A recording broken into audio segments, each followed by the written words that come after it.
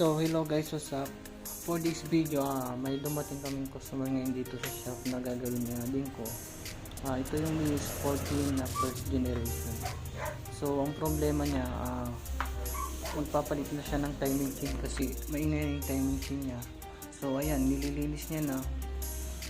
Hindi ko na siya na video nung binabaklas niya. Nung nag-start ako nag-video, nililinis niya na ito.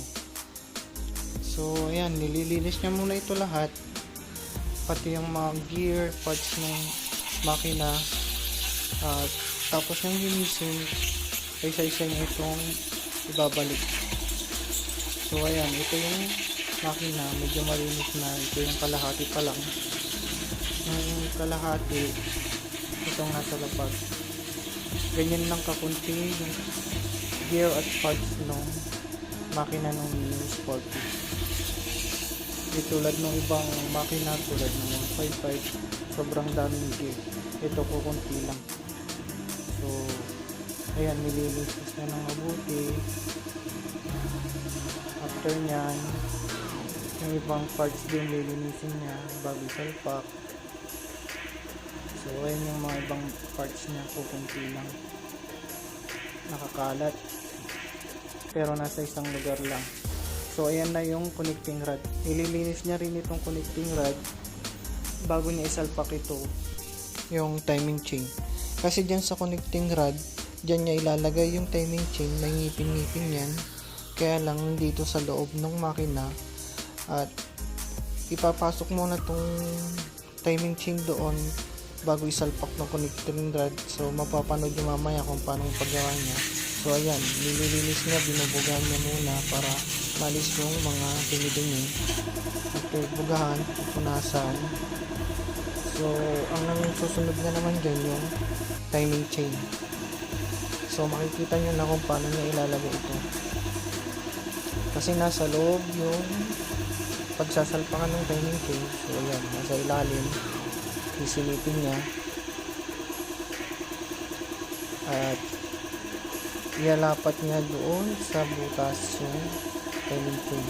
So isasalpak niya na yung connecting rod at may gear doon sa may connecting rod na pagsasalpakan ng timing chain. So yan, sinisilip niya kung pumasok doon sa may gear ng connecting rod, kung pumasok ito. So hindi yata pumasok, inalis niya ulit at binalik niya, nilapat niya muna yung timing chain para sumalpak doon sa gear ng connecting rod. So ayan, sumalpak na. Ngayon iikot-ikot niya ito. So ayan, sumalpak na yung timing chain doon sa gear. At next naman, nilinisin niya ng ibang parts. Ito naman yung cover ng connecting rod. Ito yung side ng makina ng Miyos 40. So ayan, nililinis niyang mabuti bago isalpak ulit at buuin na. Ito naman yung ibang gear na nandyan na nakalapag. Yan lang yung gear na kasama nung sa loob nung Miyos 40. So ilan lang, tatlo lang yata. So tatlo lang. So ayan, nililinis niyang mabuti. After nyan, tapos yung nilinis, sasalpak niya na. So yan, inaayos niya na yung pagsasalpakan, nialis niya na yung mga ibang ito rin, nilinis niya na yung gear bago niya isalpak.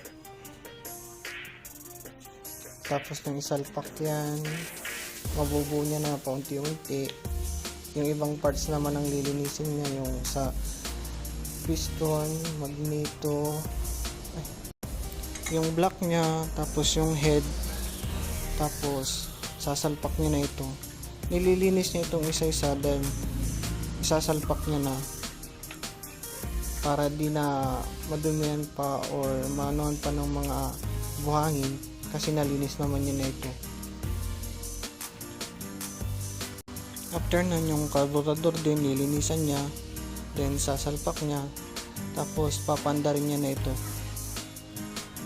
at sasalpak na din muna pala yung tambucho bago niya ito pandarin Para matesting na rin kung maingay pa rin ito.